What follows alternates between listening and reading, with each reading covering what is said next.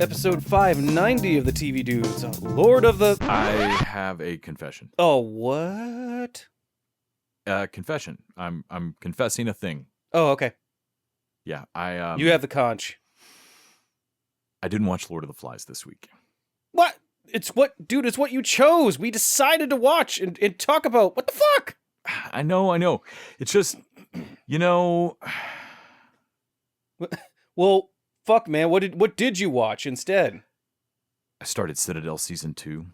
Wait, I thought you didn't watch Season 1. I did not. But I'm hooked on Season 2. Well, in the spirit of honesty, I also have a confession. A what? Fuck you, I confess. Alright, you got me. I also didn't watch Lord of the Flies. Ha! But what did you watch instead? Citadel Season 2. Damn it. Well, that settles it. We're swimming in Tooch.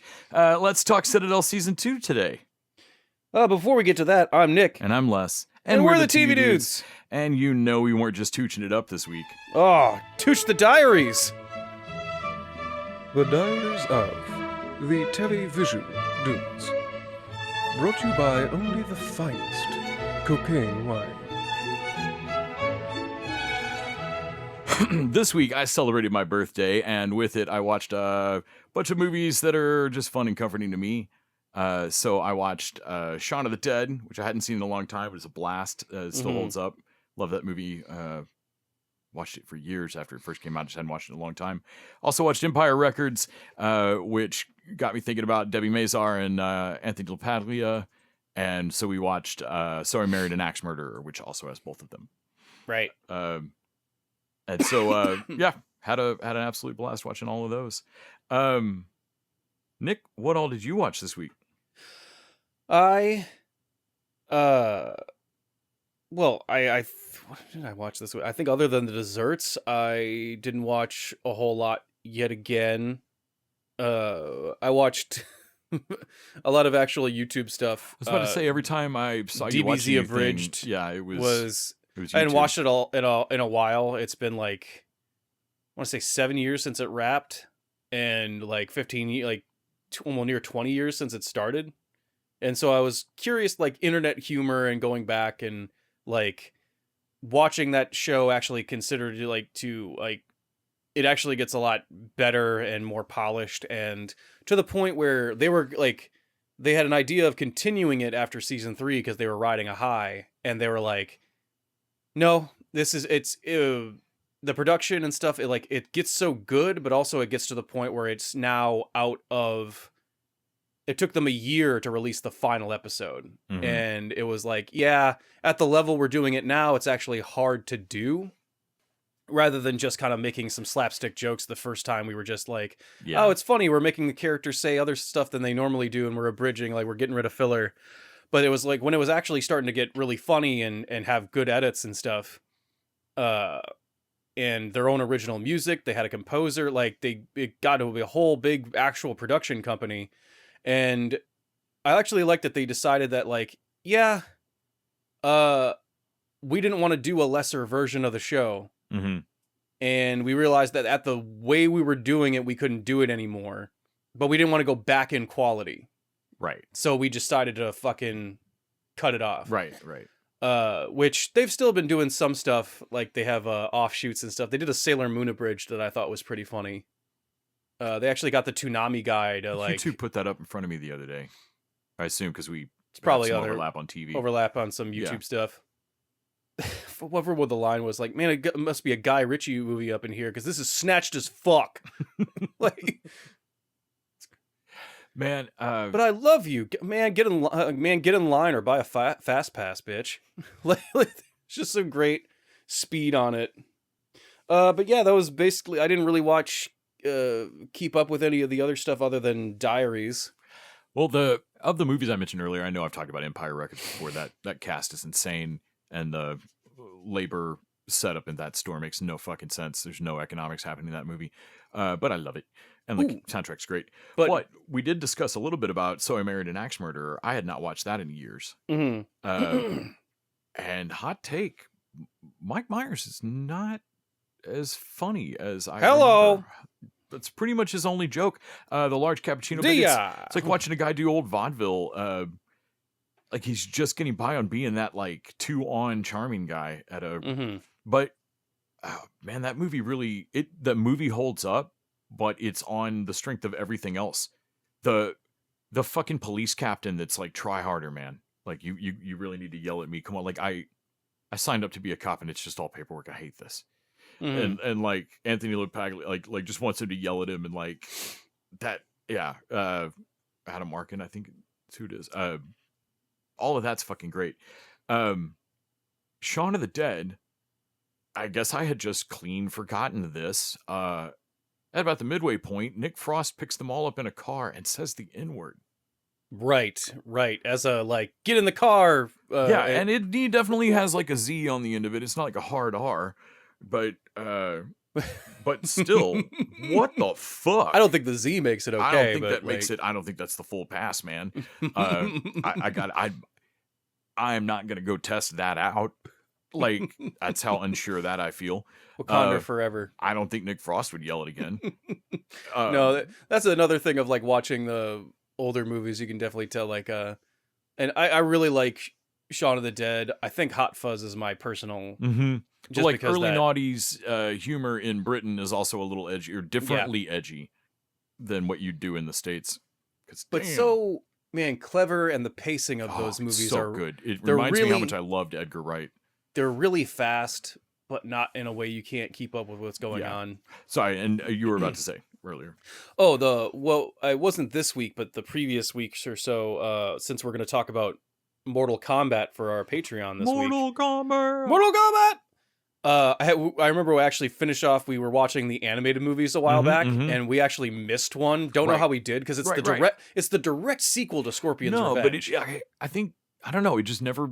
I don't know if I thought I'd already watched it or what, but yeah, we never watched part the of it, and I watched the whole way through, and like it's on one level more crazy shit happens in it than Scorpion's Revenge, but also it gets so deep into the lore of it, like God, like to realize that Jesus Christ, there's a lot. Fucking... What was it you said? Like the dumbest line in any movie might be like the rules of Mortal Kombat are simple. When the trailer for the new movie is like the rules for Mortal Kombat are simple, and I was like, okay, oh yeah, bullshit. Yeah, because we all know how fucking to the point where I'm like, in Mortal Kombat, because it is combat between mortals, that's the qualifier. They don't actually have to kill each other in the tournament, I guess. No, it's the bi-weekly of tournaments. Which was genuinely shocking to me of like, oh, I thought these all ended with eviscerations, but I guess you can just quit? Or if you get knocked out? Right. But also I'm like, there's no ref. Where the fuck, like, who decides?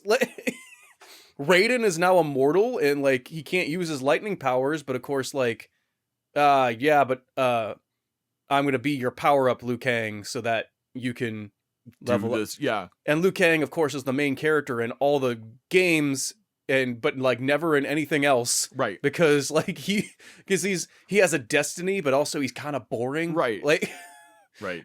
Also, it feels weird. I don't know how he can use fire powers.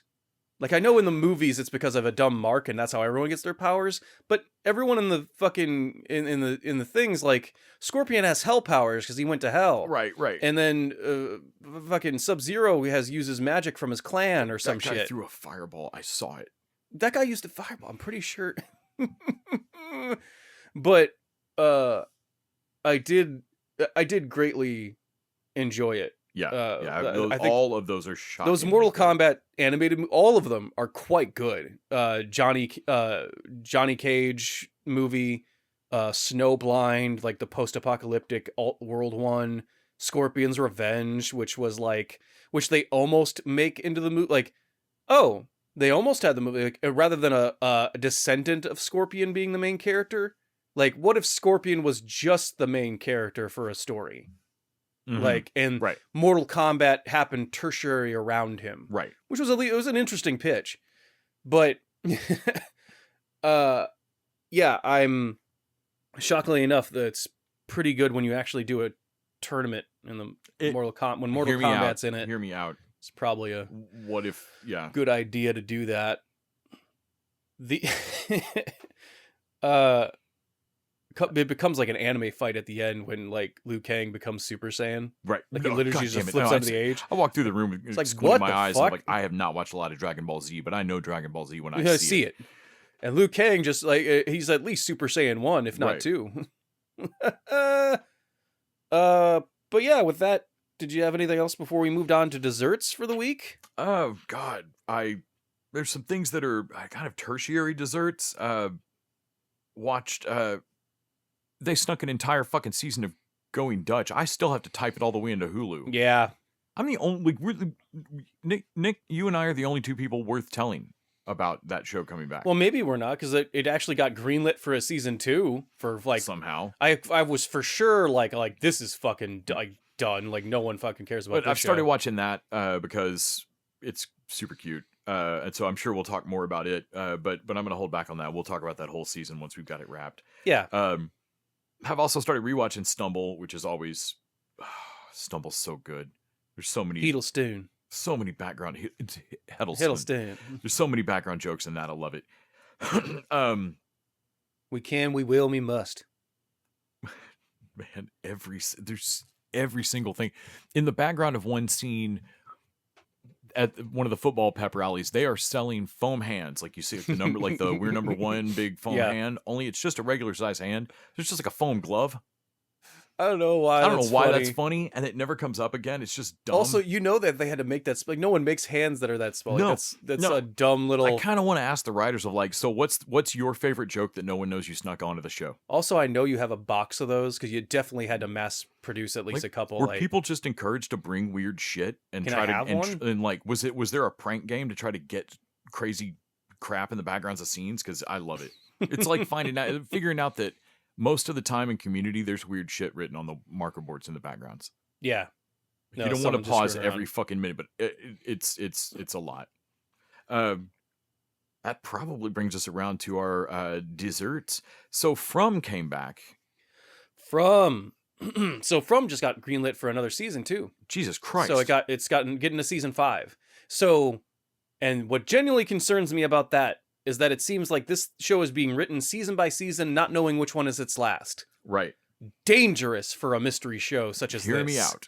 Yeah. Like Bottle Tree dangerous, guys.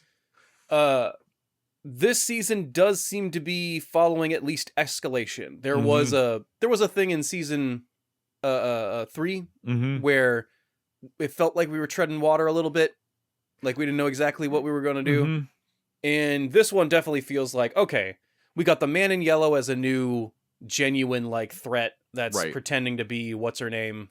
Well, and the characters have outright discussed what it also is apparent to the audience that the rules there used to be things that work. The rules used to work. It's hard. We picked the show up when things started coming unspooled, so it's hard to really get it as the audience. But things used to be survivable night to night. It had for this place a relative calm. Yeah. And now, man, bets are off. Fucking rules you thought applied no longer do. Like the Man in Yellow can be out at night, right? And just like, I'm not sure if they can all of them transform. I would think. I don't think maybe so. not. I don't know. And he seems like what is he? What's his deal?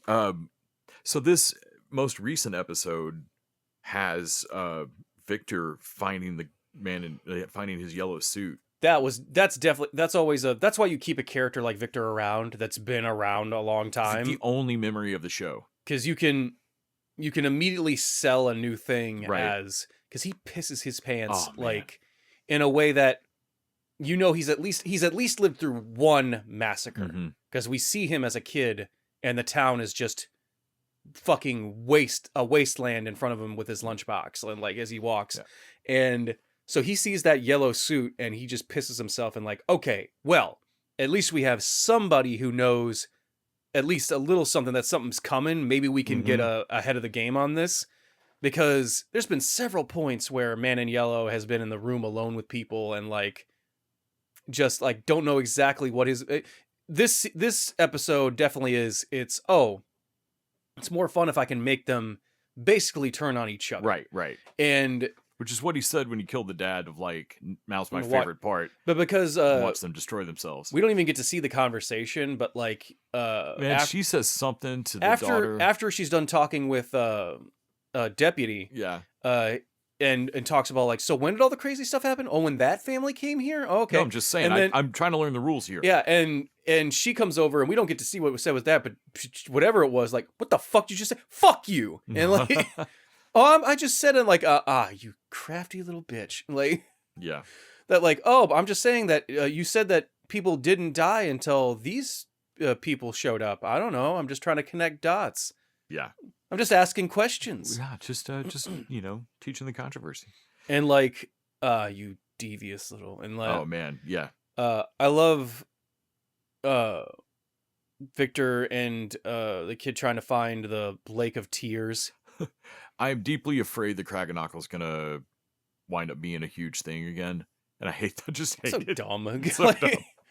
But there's so much going on in the show that we're honestly losing. Like again, you can lose track of whole threads because like I forgot his name, but the one-eyed kid that helped out Fatima Mhm. and Fatima herself, and like they got a fucking pile of dirt going for whatever they're about to do next, which I assume is revive another one. I don't know what their plan is. Well, the But cop, they're up to fucking something. Oh is my just fucking, God. and Karen cop is just locked up in here because she stole a fucking ambulance last time. And oh man, and I understand her point of most people do a lap or two before you wreck the car or park or whatever. She didn't, because there was an emergency immediately. She just took it on their word that she's in a loop. To be charitable to her, yes, she has to take it on their word because this is a crazy situation and she's just had to believe it from everybody else. But like, get a bicycle and test it. But like, There's or bike maybe a laying car around. that isn't a mobile help platform that are fucking Yeah. ambulances. Didn't Jade steal that bike on like day one Yeah. of arriving? Like, just took thanks, kid. Yeah, I just took that bike. Fucking communal bike, like fucking whatever. Yeah. But she asks for like, I just need a bullet. And like, I love Boyd is like, look, god damn it. Even if I did was just gonna let you kill yourself, you killing yourself has a ripple effect among the survivors and their morale. You're still not getting it. Right. That your actions are inherently, unbelievably selfish. Right. You are so self-involved. Well, and now they've can't, like you said, just the simplicity of you can't roll that ambulance up and down the hill now to Colony House and back. That's a not insignificant advantage that No. they had that they no longer have now. Right. When in a place where every advantage matters. Like, Right. you're just being selfish. That's And so, 5 minutes we can save. When he puts her in the room of like, so we call out everything that's even sort of useful to living here and put it in the diner. Yes. This is it, but shows her like the basement of every other weird thing that's ever shown up with anybody. Mhm. Like, and Everything it's that's going to be been a room useful full of like went into the cafe. This is everything yeah, else. Here's the bloody shirt and half a liquor bottle, and well, we would have kept the vodka, but And he's like, you're a cop. I mean, obviously everyone else has at least glanced at all this stuff, but you're Mhm. a cop. Maybe you can see something else. And I it's also like ba- the way he puts it of like, put a story together for some of these objects, and I think that's a way to make her see they're real people. it accomplishes one of two things probably. One, she'll each actually find something that connects Yeah, cool. and could help further their investigation, or two, helps her accept that this has happened to not only everyone here but everyone through years past, Right. to like the Civil War, and really accept that her situation that she's in, And there just keeps her fucking busy. or just keeps her in here and not fucking up out there. Right. God damn. Like, so yeah, that's actually three things. So Boyd, Right. Boyd, very smart. I really like him. Wicked smart. Yeah. Boyd is really good this season. Yeah. Last season he was a little Mm. uh Yeah, I'm deeply angry, afraid but- that they are writing the show reactively Yes. each season. That said, I am loving it. It's still fun. it's still really fun. We also let's see. I mean, we watched Rookie. We watched Rookie, and say it's Talking about it's really cops. just our R's. We got Rooster and Rookie Rookie. because we haven't watched Hacks this week, but Mm-hmm. but so on Rookie this week, the season finale. Nolan has a future dream at the start. like you do. Where he's Weird that it wasn't Juarez. right where he's in makeup, like battle makeup, face paint, and battle makeup. It's basically, I mean, I'm not inaccurate. Like nails out, girls. But this episode, we already said our big goodbye to like our evil lawyer lady, and now we deal with like I guess the wrap up I didn't know we needed for the Con Air guy. I guess maybe that was he involved in her death? I don't think so, because she was trying to fuck up another person, dude. right? Yeah, this was the Con Air guy. Was he a villain in the previous season? No. I'm starting to realize that I don't really know my Rookie lore for someone who's watched all of the Rookie. Right. No, I don't think he was. I think he was just the Con Air guy. And was made to be a bad dude then, and he's been loose ever since. Tim is trying to get the proposal done. He does the thing where he's like, well, the box is too bulky, so I'll just put the ring in my pocket. It's never leaving me. And it's like, if you've ever watched a television show ever. I know Tim thinks he's on a drama, so this will be fine. Right. But Tim's on 2 sitcoms in a trench coat. And so it won't be fine. And it's shocking, he loses the ring immediately. What? In the course of it, the new evil lawyer that was representing the serial killer, Liam, he comes and asks Wesley for a favor. Yeah, and Wesley... I thought Wesley just agreed because... Kind of grants it just because so he can get closer to that. But he does it, he does it for nefarious but also, reasons. His deal, when he comes in and basically offers just kind of normal advice on... Hey, yo, so this is since your camera wasn't on when he bribed you. Oh, yeah, because Tim still has charges against him for the attempted bribery. Right. So this is a he said, he said thing. And he comes in and just gives him like, hey, man, is your fingerprint on your body cam? Are your fingerprints on your body cam? And like, I think he offers that after the blow up. But Tim blows up at him after like you're not even on the same team anymore, so you have to go get your badge and be escorted around. And fuck you. And like you enemy bitch. And like wow. Okay, and then Wesley offers outright good advice, like, "Hey, cop, I'm trying to help you destroy in court, man." A couple episodes ago, Wesley was like, "But no, the cops know we're on the same side. They still appreciate it. No, they don't. No, they do not. They do not. They do not even on the Rookie. The most cops are the bestest people. Even they don't fucking appreciate. Like, no, not at all. So he loses the course. He finds it again. Everything works out fine. We get their proposal, which is crazy sweet. So before that, we get, God, I hate that they've half-ass adopted that kid. Bailey and Nolan have that dumb kid with his weird glasses. Yeah. And he has decided, no, it's weirder than that. Something like that. I don't know. No, that might be right. I think it's weirder than that.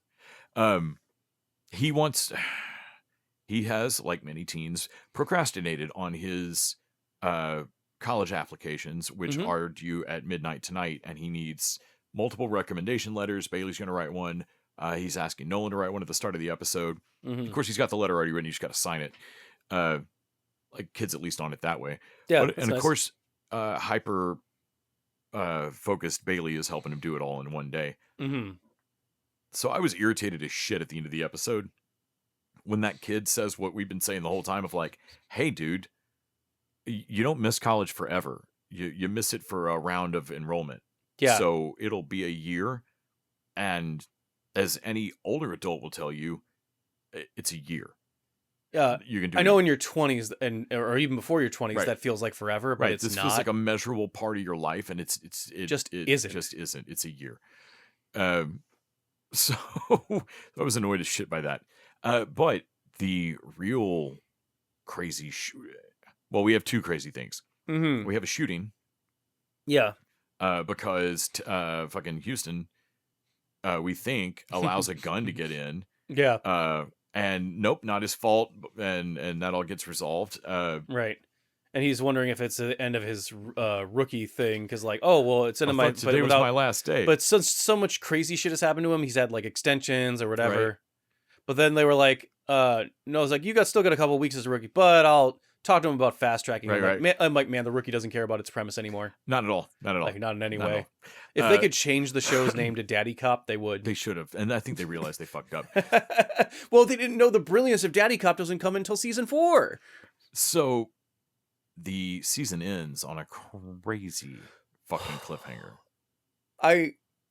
Every once in a while you get like Rookie. I'm like, okay, Rookie, you show me what you can, and like every once in a while I'm like, okay, you're going through the motions here. And then you have moments that are like, and then you get like every, I want to say 25 like minutes, like there's 2 or 3 moments an episode where like, god damn you Rookie, forever. you goddamn swinging for the fences, motherfucker. Like, so at the end of a television for the ages sappy beach proposal from Tim to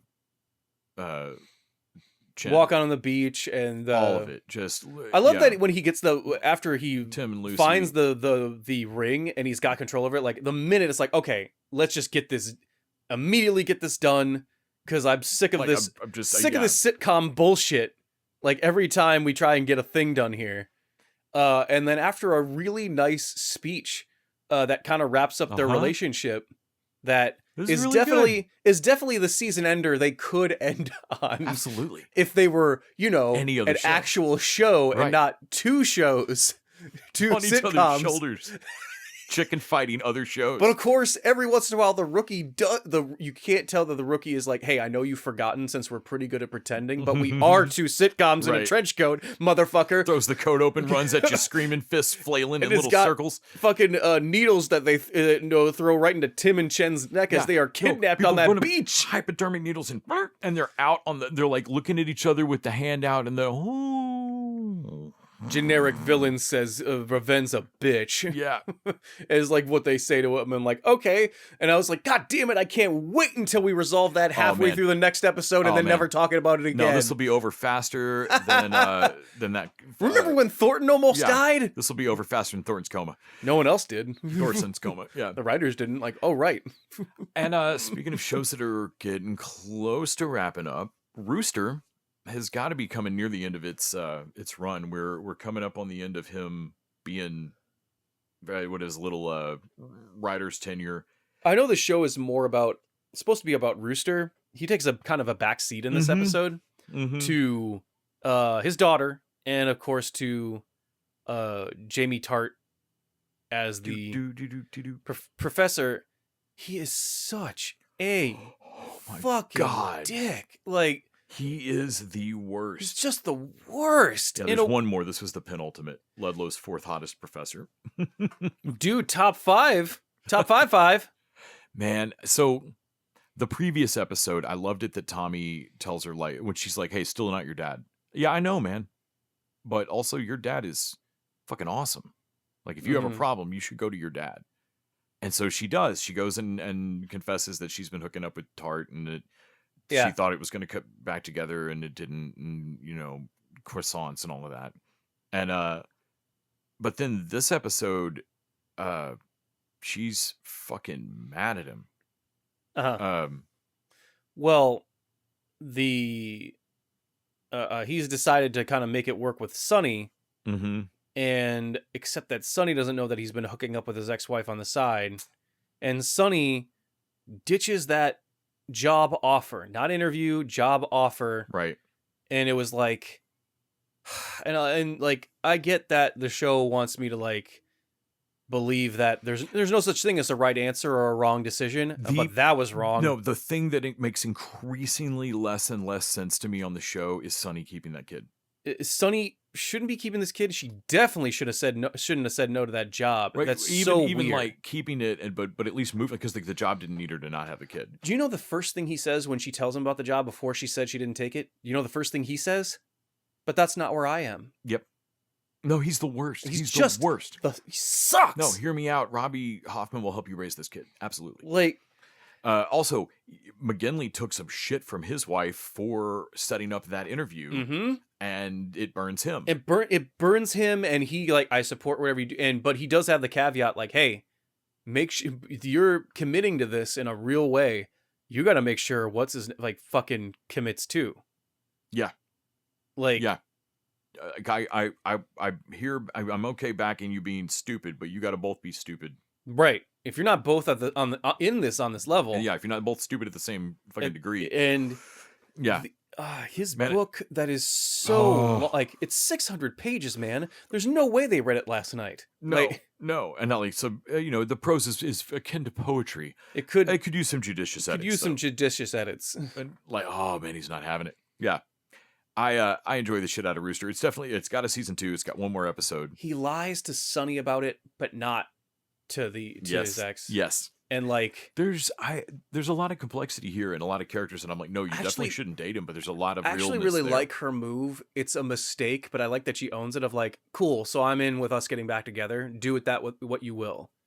Like, I don't really care what that means or whatever, but like, now ball's in your court, bitch. Let's fuck and pay for my pie. Like, cuts him off of like, no more argument. Like what was your stupid speech that you were going to give? Because I know you worked one out. And then like, all right, I'm in. Fuck it.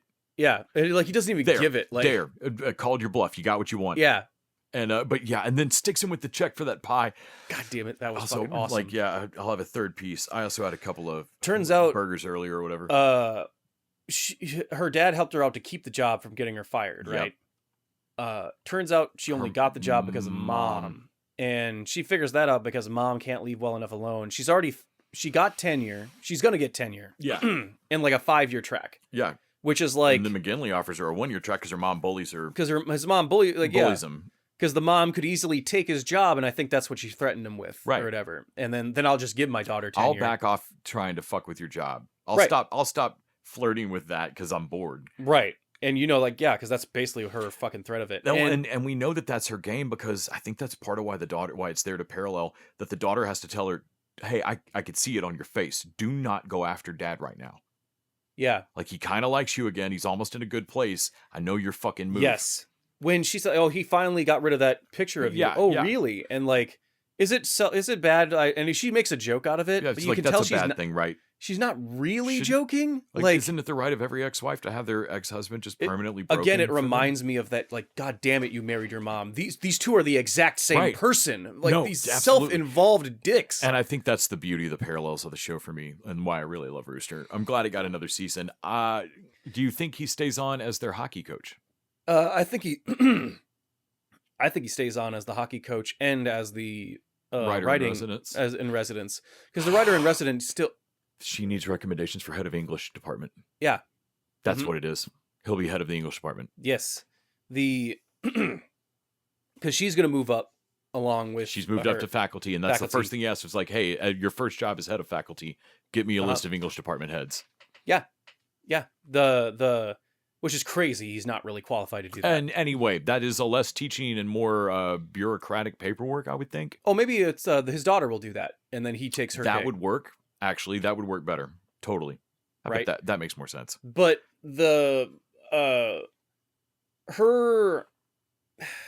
she's wildly naive in the fact that it took her this long to realize that she got her job because her mom's name is on a building. When her mom's like, come on, man, like, sweetie, you were like a year out of college and you didn't have any fucking reference experience at all. You got an actual tenure track. And not to say that you're like, hey, I don't want to say that you're not good at your job. You've kept this job, and without your mom interfering, they were going to offer you a 5-year tenure track. Totally, you were qualified to that be you here, got, but also getting in the door is unfair. Yeah, and inherently so, in a way that you can't really control. Right. Which is just like, hey, I'm not saying you have to quit this job and protest or whatever, but you just recognize that, like you beat out somebody else whose name wasn't on the fucking one of the fucking cafeteria buildings or whatever. And she was talking about like, well, it wasn't even my idea, because of course it wasn't. It was the dad, like Steve Carell wants to fucking help her out. Right. And I like that she said that, like, well, I could have been away from here and away from my ex, and maybe that would have been good for me. And woulda, coulda, shoulda, I don't know if that actually would have. But, like, her parents are constantly saving her from failure and consequences. Yeah. And she definitely feels kind of like, I'm sick of living life with training wheels on. Yeah. Well, it even if the people who did it to, like, for you are assuring you that no, you are an able adult and everything, it feeds your imposter syndrome because you can't know. Yeah. Like you can't know if you're good enough. No. Yeah. In a way that, yeah, I would imagine would fuck with you. Yeah. I mean, that's I think I've seen that in other shows. Sure. Well, that probably wraps it up for our diaries this week until more desserts start up. I mean, we did watch The Boys. I don't have that in my diaries. I was saving it for desserts, baby. Indeed. So that's really the only dessert left, right? Yeah. Well, I mean, Monarchs wrapped up, so Yep.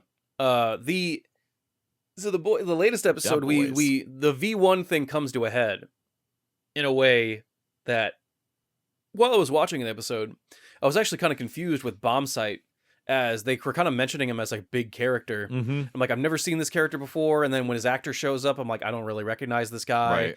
And it felt like a, am I supposed to care who this is? And then I learned that there's going to be a prequel series. Yes. With Jensen Ackles. No, this is backdoor introducing I was a like, Bot Rising character. Oh, okay. I mean, this character doesn't really, like, maybe don't do that because this character doesn't mean anything right now. Right. I mean, do whatever, like you can introduce him. Yeah, or and their thing's going to be that Bombsight definitely wanted to lead the team, and Soldier Boy. Yeah. Vought wants Soldier Boy too. I liked the Golden Geisha and her relationship with Kimiko. Mm-hmm. That was a cool thing of it. Kimiko revealing to Frenchie and him accepting the fact that she doesn't want to live forever. And neither does Annie. They'd have to like grow and watch them die, which we were arguing of like, oh, well, I mean, you know, this just means that you can find a way. It's 20 more years to solve, 50 more years to solve that bridge. Stormfront proves you just don't age. You can still die. Right. Like you can find a way to like kill yourself if you want. But Right. like I get it. You romanticizing the point. I get it. You don't want to fucking stay young forever and put that in your hands. I would make it more of a, rather than doing it for their loved ones, I would make it a personal choice of like, I don't want to live for, I feel like the meaning of my life would be that it has an end. Right. And growing old and doing all the things a normal person. I'm already so not normal. Don't take the last normal thing away from me, that everyone in the only thing that connects us is that we all die. Right. And don't take that away from me either. The thing I don't think they're talking about in this episode is they're all making, to me, a wild assumption that V1 won't kill one of them. Yeah, I mean, I can only assume you have better shot because you're V'd up. You already have V, and that's. But I it feel does like sound my crazy headcanon dangerous. is that that's what they're assuming, is that Right. with V you'll survive it, but without V, they don't do V1 anymore because it is insane. Like it killed a huge number of the people that. Oh yeah, well I mean it's the reason we don't like see a bunch of old soups. Well, it's like, okay, for every one Soldier Boy, we could get 100 A trains. Right. You know what I mean? And the trade-off is like, right. Yeah, company-wise, fucking quantity over quality. Right. Right. You know what I mean? Occasionally you get a Love Monster, but sometimes you get an A train. Mm-hmm. Or Mr. Marathon. Right. But Sage is at once her best smartly written here, but also gets completely caught flat-footed in a way that was pretty fucking hilarious. Which would make me laugh more if we had done a better job selling how smart she was. This episode is not nothing. I don't think her smartness dealt well with the compression of the seasons on Gen V. They do what they always do with a smart character, which is backdoor her smarts. Right. Which is, oh, I've known about your plan. You're going to that church, and I've done nothing to stop you because it's helped me now. Your plan's been my exit strategy. You see how my smartness actually required me to do nothing? Right. Kind of, it's really convenient that your intelligence, the most intelligent move is the one where you don't do anything. Right. Like that. But then at the end of the episode, she knocks out Ashley with chloroform. Oh my god, that's hilarious! So that she can only deal with Bashley. And I'm sorry, Bashley walking that body backwards. I do like that when I know you can't do it all the time, but that's the funniest fucking when thing. Sage figures out what's going on, she pulls the ripcord and like, I'm gonna pull my tracking chip and like, and we're a go. That's the last way I'm ever gonna be here. Yeah. On plan C or whatever, and she goes up to the boys' crew, and I love her like. Yeah, I know. Villain switches sides to the last minute. It's pretty. You feel like you can't trust me, and I'll be real. You shouldn't. You shouldn't, but you're gonna. And her shot's pretty good. Mm-hmm. You got to admit that, like, she leaves a laptop with the Homelander fucking paraplegic Stormfront. Yep. And so that she's gonna tell Soldier Boy they have the track on V1, but tonight. Because like she's made the bet that like tonight he's not. That guy doesn't process shit real fast. He's gonna at least get drunk and be mad tonight. Which fair bet.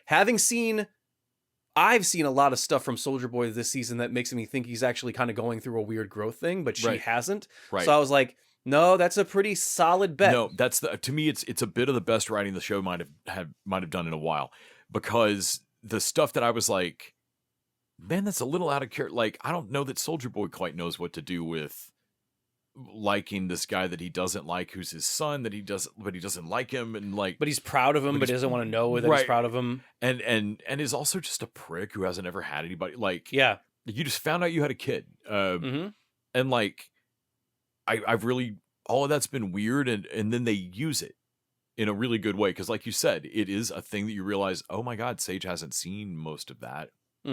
So she's shocked as fuck. It's the better way to write a smart person being wrong than what Gen V did. Like, well, and we know how he'll fall because we just saw him. We were shocked by it last episode when he was like, "Yeah, he's my fucking weirdo." With the Mr. Marathon stuff, Sage didn't see that. So then she's shocked this episode when he makes the same. She makes the play that like people are predictable and like, sometimes they ain't. I mean, but he's immortal on a long enough timeline. People do grow. Right. And his growth was interesting because back to back, we see him spare bomb sight and actually take the V out of his system so that he can grow old with Geisha and die. Yeah. And like, it's not a trick. It's not a trap. He legit offers it for the V. Right. And for the V1. And then afterwards, he could fucking crack it, but he gives it to Homelander because this is what Stormfront would have wanted, and he was still in love with her. I really thought he was frying it out at the same time that he fried out. Could be. I would. But so it doesn't look like he did. If you want to write in your thing like, oh, the V1 was unstable, so it's not going to make Homelander actually immortal forever, just for the next couple days. Right. Like, or whatever, like, because I damaged it when I held it in front of. Also, I think V1 is supposed to only technically make you immortal and not more, but I think the show's gonna it's gonna juice his powers. Yeah, I think a little bit in the same way they all seem to have low grade strength. I think the side effect of V1, if you survived it, was never aging again. Yeah, or aging crazy slow. The Legend comes back this episode and has a really great. God damn it, that was wonderful. Paul Reiser was great. I really liked his conversation with Homelander. I actually bought Homelander letting him go because same. That really hit because Homelander's mentioned the heartbeat so many times of like all you people are suck ups and yes men, but I can hear your fucking sparrow fucking hummingbird hearts in a way that Homelander's always wanted a dad. Yeah, and when he says like, "Hey kid, I just want to," I mean, yeah, you're a fucking psycho or whatever, but that's talent. Like, what was done to you wasn't right, and I feel sorry for you. Yeah. And like not it's the first time anyone has said that to Homelander. Right. Like that, I'm sorry for what happened to you. And man, the Legend at this point, I think genuinely, I bet his heart was fucking calm as shit. Like, because he even said, like, you're not scared of me. No, I'm not scared of you, man. No, I'm not scared of you. I mean, he's dealt with a lot of fucking... I've been around a lot of crazy fucks. Yeah. Like, the amount of tweaked out, superpowered people he's been around. Like, I think like all the tiny people exploding inside dicks and shit that we've seen in this show. Yes. He's been through all of it. That dude's been to every hero-gasm. You know it. And then go to the old folks' home and like, well, don't we need to lay low? No, honey. Starlight. I have fucked or been fucked by 80% of the people here. There ain't a rat in the bunch. Starlight and Huey watching clouds and Starlight seeing a bunch of dicks, no matter what it is. That looks like a frog with a dick in its mouth. Okay. No, that one's like a bear eating a dick. You see a weird amount of dicks in clouds. Thing. Okay. I thought that read really well. All the emotional stuff is really working. I realizing that Starlighter and O Father, of course, fucking know each other from coming up at the same age group on the teen. Her pitch, Christian circuit. It was just a stall, but her pitch to try and change his mind or whatever is good. Was great. And I was like, now this is how you backdoor a relationship with and sell a previous. But also, Huey's bluff there was great because like I'm pretty sure you're bluffing, kid, but I can't fucking call it. You can't call him on it. You just can't. It's not. And also, O Father doesn't have the balls to do it. Like, not at all. deep and noir finally comes to a head Yes. when the Victor or Jeremy the fish fucking it was like deep. We knew it was you, Kevin. We knew it was you. That was amazing. Oh, that was amazing. God, deep is dumb. God damn it. Actually, fish don't like pipelines. I flew down to your pipeline and punched a hole in it. It was really easy to do. That shit's terribly made. Pretty terribly made. Yeah, that was fucking great. The ending though, like ending on Homelander's fucking ascension here is like shit. That's some dark night of the soul. We got 2 episodes left, but we know that the thing we had that was going to kill him is now not going to work on him. It will just kill every other soup. Right. And like, fuck. So now the only really way to get him is Soldier Boy's Burnout V thing. That would still work. Uh-huh. Or in theory, the same person who killed Stormfront is technically still around. Yeah. So you need to go get if the you kid. He's not going to age now, but also if you still do, you can do enough damage to him. It was to a point of where I think there was in season 3 when Butcher, Huey, and Soldier Boy ganged up on him and he had to fly away. Right. Like, God damn it! If you couldn't fly at the speed of sound, I'm pretty sure someone would have snagged you already. Yeah. No, like it's that you have all of this. You have the combo. Yeah. Of powers, but no, you should be able to cut his legs off. Or like they should be able to do enough. I'm interested to see. Like I feel like these next 2 episodes are about to be insane. If 3 or 4 of them got together and could pin him, like I feel like we could kick this motherfucker to death. Right. But yeah, I don't know what the next 2 episodes are going to bring. It's going to be fucking nuts. Hell yeah. Cannot wait. Well, now that diaries are done, why don't we talk about our other things that we watched this week? The Patreon bonus episodes. Every week we watch or we watch, let's be real. Something interesting, and we tell you all about it. Sure. For a single $1 an ep, you can hear our reviews of new movies, old movies, all sorts of stuff that aren't movies, not very often though. Patreon.com/TVDudes is where you can see that. This week, it's showtime with Mortal Kombat 2. Mortal Kombat 2. Dun-it. And now, let's talk about the show of the week, Citadel Season 2. Here's all you need to know.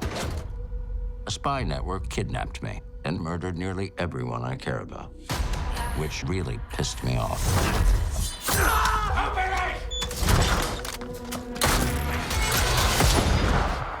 You missed one. Oh, Me, not you. sad to see you getting sloppy in your old age, Bernard. You're an idiot. I'm gonna do you a big favor. I'm gonna team up with you. How is this happening? Paulo Braga is perfecting tech that can co-opt a person's mind and turn them into an assassin. Like the Manchurian Candidate? Yes, such like the Manchurian Candidate. Man, that is awesome. If we have any chance, we need my old champion. Mason's impossible to trust. If Mason Kane is good at one thing, it's killing people. So these are your best and brightest? Who are you? Hutch. It's a pleasure. This is my partner, Selena. Not a pleasure. We need the maitre d' of the European spy world. Frank Sharp. You remind me of someone. A handsome former lover? No, my uncle. He was very sad and poor, and he died alone. Okay, must I listen to this? Cheers. Citadel is an American spy action television series created by Josh Applebaum, Brian O., David Wheel for Amazon Prime Video, the Russo brothers acting as executive producers. We did not watch season 1, but we did watch season 2, where Mason, Nadia, and Bernard are in hiding across Europe. While Mason grapples with identity issues, Nadia flees with her daughter, and Bernard teams up with a dipshit CIA agent Hutch to stop Paulo Braga.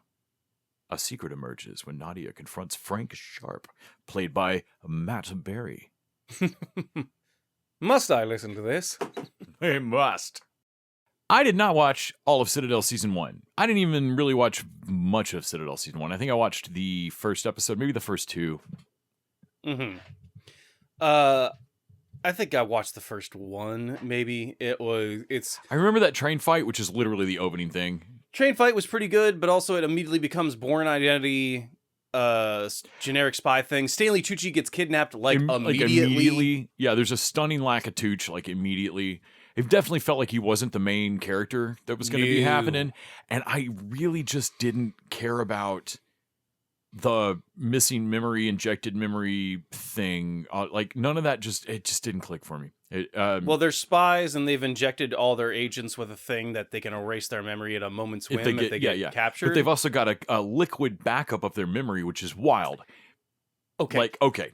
And honestly, I kind of love shit like that in stupid Why is spy memory movies. liquid? I don't know. But I love the stupid triple X-ness of it. I'm a sucker for Bond movies that are even dumber. That get even more out there. So if I drink it, do I get my memories? It's just less effective. I think so. If I snort it, will it be better? It's like Limitless style. I guess there's somebody that's figured out no, man, I can make your dreams way more intense if I cook it down with baking soda and we smoke it. So instead, at the start of season 2, I did not expect to like season 2. Amazon's been trying to get me to watch it, and I was fuck it. I told you hey, have you seen the trailer for season? Because I was like, you'd be forgiven to think this is a completely different show. I had not watched the trailer because I didn't care about Citadel. Right. And so we watched the trailer for season 2, and you're right. They are retconning that whole first season. Stanley Tucci's narrating the start. At the start. So remember when I was involved in the first season? Not really. Because of that, I hit play on the first episode of season 2, and having Stanley Tucci talk you through a recap of all of season 1 is the way to watch season 1. Mm-hmm. At first, after that trailer, I was like, what if I like Citadel Season 2? Will I want to watch Citadel Season 1? No, I think I'm good. I think having Tucci tell it to me was the way to go. So I've only watched the first episode of Season 2. Have you watched the first 2? I've watched the half into the second episode. Honestly, the second episode's a little bit of a drag for me so far. And I'll get into why. An immediate lack of Tucci. Anyway, so the first episode... is fucking awesome. Tooch is kidnapped, and they're making him make a mind control device. Right. He's going to Manchurian Candidate. Right. Which is great, especially considering from the recap, I gather that the mole was actually Rob Stark the whole time. Right. On accident. Without his dummy. Memory, but being chumped by his mom, which is pretty Manchurian Candidate, which is really funny. Because his dad got killed by Citadel. Right. And so Tucci's they're up against Manticore, which is a spy agency, but from all the richest families in the world. Yes. Yeah, it's the Illuminati spy agency. Right. Not like your altruistic spy agency Citadel. Anyway, Tucci finally gets a chance to escape, but little does he know that he also on his tail is ex-CIA agent Hutch. Yeah, Jack Raynor, dipshit boyfriend from Midsommar. Yes. So didn't recognize him without his bear suit. Me either. Tucci has been kidnapped by Paulo Braga, I believe is the villain's name. Paulo Braga, he's of the Braga oil family. Villain is so actually fucking creepy evil so immediately that I was like, damn. To me, spy movies always have shitty villains. They can't help it. They're always, I have a vision of the future and I'm going to take over the world. Right. Paulo Braga is so weird that I love him a little bit. Yeah. No, he really wants a programmable soldier. Mm-hmm. He wants to be able to mind wipe somebody and then activate them. And I really believe in you, Tooch. I believe you can do it. And he's also just a psycho. Cold-blooded psycho. He was stealing oranges from my field, so I had to have him kill his own brother or whatever. You don't grow oranges here. You got me. You got me. I just did it because whatever. Yeah. When he later they do a great big escape scene, which is great, where Hutch and Tooch team up. Yeah. But later when Braga comes in, he's like, "God damn it! I leave for one day," and it turns out what he's mad about is that sir, we can get the table replaced. Every marble is completely unique. That's why it's marble and cut. It's irreplaceable, Diane. And then he goes just oh man, who throws a grenade after everyone's dead? What the fuck? It's it has been excessive, sir, right? So that escape scene, it's Tucci thinking he's just escaping on his own. He's got a broken piece of glass. He gets himself out of the room. grabs a this series cool of guns. gun flip thing It with the is first guy. Fucking awesome, man. Stanley Tucci is a The beast running Russos, through or is here. it just the one Russo this time? One Russo that directed it. Joe Russo, I think, directing. Well, either one. The Russos, man, they know how to get an action scene Dude. shot. He and edited. kills like 15 fucking people, John Wick's, to just moving through this room. It's awesome. And then one guy almost gets to drop on him at the very end, and Jack Raynor shoots him. And like, man, I can't believe you're slipping. It's just sad. And man, when he sees Hutch, his the drop in his face. Stanley Tucci's reaction is like, "This is why you get Tucci for this role." It's like he's like, "Oh fuck, not you!" And like just immediately like, so he knows who this guy is. Yep. And to his credit, Hutch delivers like what his character is immediately. Like he wears like fucking Oakleys. Like Yeah. He is if a keg stand was a fucking CIA agent, field like agent. fucking Absolutely. And he's just got a band of grenades in his fucking backseat, and he keeps just lying, every stage lie to get Stanley Tucci in separate cars with him. Like In The Recruit, when they have to go get the divorce papers signed by the fucking dude, it's in the field. yeah, And like he's just a like bandana, blade glasses, like Right. like I have to do what? Like, no, man, I haven't been back in the world in years. Like that's kind of the like you haven't been in a normal place in a long time, have you, Jack? But the show that happens anytime they're together on screen is like Wonder Twin powers activating. Mwah. It's I an wanna immediate watch show. It's an Odd Couple thing of like my God. the old school serious guy having to team up with a guy that's obviously skilled, Right. but is a complete Like, when sledgehammer you of a. know Tucci wants to be in a car that has like a little mini bar in the back where he could make like a nice Negroni or something. And like meanwhile, this dude's driving with his knees while he pops a beer that he's got in his pocket. Yeah. You know, beer dehydrates you, right? That is the stupidest fucking thing I have ever heard in my life. Like his response To back, a point where, like, wow, they'll let anyone be a CIA agent. Like, I thought, did you get I'm like, man, I think you have to pass some sort of test. when they're driving? Like he to force Tucci to go with him, he waits till Tucci has taken keys off of a dead guard. He beeps the keys to see which car it is, and then he shoots the tires out of that car. Like, oh yeah, no, luckily I got another car a little about halfway up the road. But then they got to drop that car because it's probably been tagged, and he's got another car there to get. And I love that Tucci's like, well, no, now we have two cars. I'll just go my own way. Right. Thanks again. Him going backwards, the other guy, and Hutch going forwards, just yelling at him out of the window. Like, Yeah. what do you do? You're in France. You're Just- 120 years Hutch is old. just hanging out of this truck window screaming at him. You don't even have papers, man. You get in the truck. Based on the trailer, this dude hangs out of windows a lot. lot, to drive like a- cars, like a fucking like a dog. fucking golden retriever of a fucking spy agent. When he tells him, look, man, you need to get in the car with me. You are fucked and on the Yeah. run, and you need the weight weight. of the CIA, the full weight of the CIA behind you. Mm-hmm. And then later they're in the car and he's talking and he says something and Tucci goes, Tucci goes like, "Where's your team in Langley? I don't have a team team- in Langley per se. Like- What are you, dark? Oh, In a way, man, are you burned? What? And no. If If anything, I burned them. I laughed out loud at that line. Like, if anything, I burnt them. No, I didn't dumped break up the CIA. If anything, I broke up with them. They broke up with that. And then him immediately like, motherfucker, you said get in this car damn it. because I would have the full weight of the CIA behind. No, I said you need needed the full weight of the CIA. CIA. No, that's not how you worded it. God damn it. Their show is great.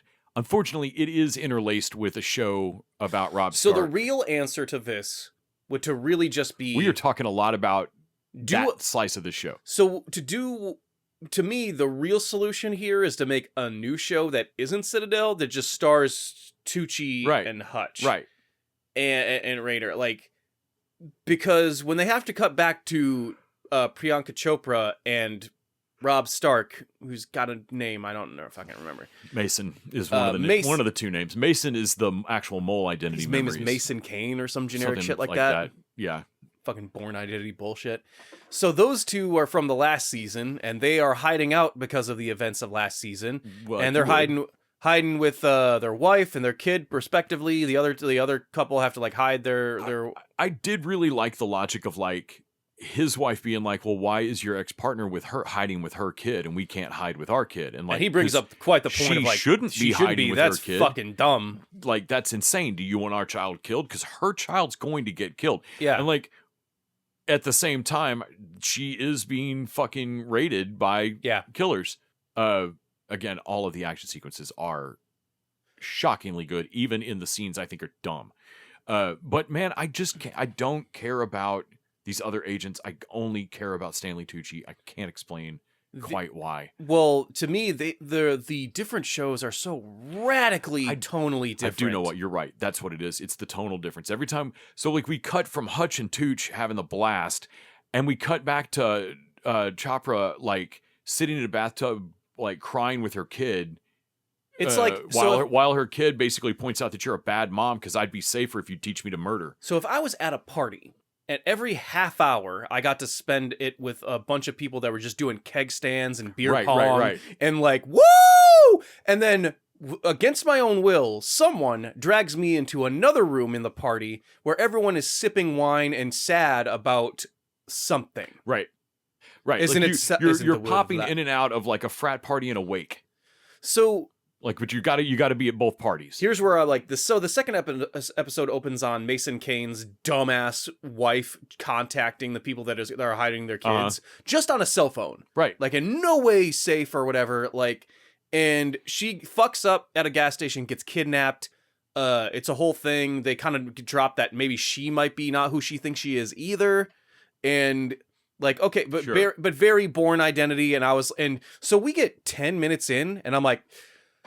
So not a lot of Tucci going on here. Right. I was swimming in Tooch last episode. And then 10 minutes, and then we get a 3-minute sequence of when Tucci and Hutch are at a train station of like looking at their passports, and Tucci goes, John Mellencamp? Yeah, what? That's my fake name. The fake name. You don't think that's gonna be more why? What? Who is that? Is that somebody? You don't know John Mellencamp? Fucking pink stairs, like kids are all right. Like what? Yeah, little pink houses and fucking small town and like seriously. And then he starts to sing the song, and Tucci's like, "Wait, no, those aren't the words." And then they just get into a little argument, and it's like, "Oh, that's fucking great." Man, they have a saying where I come from. It's called shut the fuck up and be grateful." And like, see, so for 3 minutes, I'm like, "Oh, here we go," and then it's hard, and I'm telling you, hard cuts to Priyanka Chopra crying in a bathtub as she pulls out hair from her sick head because I guess she's dying of cancer radiation or something. Poisoning or something. Like, and I was like, is this whiplash or does the show think that's funnier than I do? Like, I don't know what's happening. If it is an intentional gag, I don't know what's happening here. Yeah, like it's pretty funny if it's supposed to be, but it's Jesus not. Christ, yeah. Matt Berry, obviously, like, yeah. So he doesn't belong with the other two things here at all. And what's weird is he's part of her, like, he's part of Chopra's fucking plot line, but he's from the Tucci show. And to the point where he calls her dumb of like, I need you to disappear. Like, are you an idiot? I'm burned. Look at me. I'm a fucking like fuck up. Like, you seem to be doing pretty well. This is an Airbnb. I love that. So Matt Berry has a burned spy whose now skill set translates to con man very easily. That I'd never thought of, but it cracks me up that like immediate burn spy, all your skills can't be used for. So Michael Weskin, if he was just a piece of shit, could have just like scammed in Miami. Instead of helping people, I guess all these skills also translate to just setting up a front business. And it was this far away from getting all those people to buy a timeshare. All those mocks. This is an Airbnb. Must I listen to this? And just like, and I'm like, so Matt Berry is in the new show that you guys wanted to write. But unfortunately, either through contracts or because it's too hard to get a new show made, we have to bring the old thing in. Man. We're this motherfucker. stuck with the other two wet blankets of characters, and they are nothing. I don't care. Just don't care. Yeah. Even though their fights are really good. He has a whole booby trap thing where they fight each other because she figures out he's the mole from the first season. And he's got a shield that he's made out of an end table with like some Kevlar reinforced so it's bulletproof. And then he has to block it with a grenade or whatever so he loses it. But he's like got a gun and a shield. And I was like, hey, is there a reason we decided the Russos can't do Captain America movies anymore? Yeah, because that's bad. That sounds badass. Because like maybe we don't have them for all Marvel movies like we used to, but could they still do Cap movies? So apparently season 1 of this was mostly shot, and then they swapped showrunners, like the Russos cut 2 versions, and they presented them to Amazon, and Amazon picked a different. So made season 1 insanely expensive. So they had to reshoot on because they reshot a ton of shit. Apparently, I didn't want to watch season 1. Like, is this what they were trying to do with season 1, and they couldn't get the reshoots to make it this fun? I mean, I granted, episode 2 does not sound like it's gone as well as episode 1, but I am going to watch the rest of Citadel. So I did a thing in the latest Witcher season. So I watched the latest Witcher season, but I didn't because I skipped the actual Geralt parts. Geralt? I don't Geralt. know. I've never watched. But they replaced him with Liam Hemsworth. Hemsworth, and I realized that a lot of what Geralt is such a generic character, a lot of his charisma comes from Henry Cavill's fucking zhuzh that he puts on it. And so I watched that season, but skipped all his parts. Right. Because I don't care. Right. Like, really could care less. And no, there's chunks of this show that I'm just going to fast forward through. I'm pretty sure that I'm like, I really want to watch the Tucci, Matt Berry, Jack Raynor show, and I don't want to watch this other one. No, and if one of the 3 of them is not on screen, I'm probably going to skip that scene. But the thing is, Les, is that I can skip it for now, but by the end of this episode, the wet blankets will be with our team. They're going to recruit them. Yes. And that's my main fear. I'm like, I feel like we're gonna weigh down whatever was. Maybe they will be brought up by being associated with them, right? But I feel like they'll be there'll be people we have to drag. It's gonna be the other way. Yeah. There'll be people we have to drag through the plot because she wants to be with her daughter and he wants to be with he wants to rescue his wife. So they're not going to want to do the thing that they do because they have a conflicting motivation. And I wonder if that's the choice that Amazon made between doing this week to week and dropping it all at once. Sure. I could see that. Is this a show that you won't be compelled on? I could see that if I watched episode 2 and was not with it, I'd be like, well, I'm done. Right. Whereas with all of it out at once, you might power through the next and see if the next one's good. Right. So there's an off chance, folks, that we will be talking about Citadel again in a couple of weeks when we've fucking plowed through it all and it's the fucking amazing. There's a better chance that it sounds like episode 1 might have been the. Well, I'm hoping Braga, there's a little bit more to do with Braga here and that to make it, because he's cute right now, but you could really flesh him out. Right. But there's blood stain here. Like, well, the cleaners say we can get it out. But I'll always know. We can think about getting the floor replaced. The wood is reclaimed wood. It's unique. There's not anything it's not the fucking same. Damn. Yeah. But also Hutch has a backstory of he wants Braga because girl he likes. Yeah, he really likes her. Is but not that like cannot a sister. be the full fucking. So man, that's got to be a bigger thing. Cannot be the full fucking story. But also But also Hutch is pretty dumb. But Tucci and him in the we need to go do a thing and we're gonna need people that are like us burned and outcasts. And he's like, yeah, I get you, man. People that are fucking psychos, just no loyalty, fucking pay to the highest dollar, and what? No, that's insane. We need loyal people. We don't want fucking monsters. Oh, right. Oh, yeah, totally. yeah. Loyal to a fault. Yeah. I got you. Got you. I know exactly who. I'm thinking of the exact right person. Motherfucker, you were thinking. Bitch, you didn't think you didn't switch who you were thinking about at all. You can't prove that. Well, I would recommend at least checking out the first episode of season 2. Let us know what y'all think. And we will check in a few weeks and let you know if we watched any more of them or if they sucked ass. Yeah. And that'll probably wrap it up for us this week. Mm-hmm. Next week, we got the Good Omens season 3 special is happening. Is it really? Yes. Awesome. Drops next Wednesday, so we'll be watching that and then recording about it. That's great. We've also, and there's a lot of good stuff on TV that I want to check out. We've got Lord of the Flies that we'd intended to watch, which is getting great reviews. John Paul was just telling me about a show coming out pretty soon called Off Campus. Maybe Piggy will make it in this one. Right, maybe so. Yeah. Spoilers. Justice for Piggy. But until next time. Inject the memories. Wait, two dudes are what again? Out! We are the only ones standing in the way of this lunatic. I'm closing in on your friends. You should be careful. Do you catch my drift? Because what I really want to know is, can you catch these fish?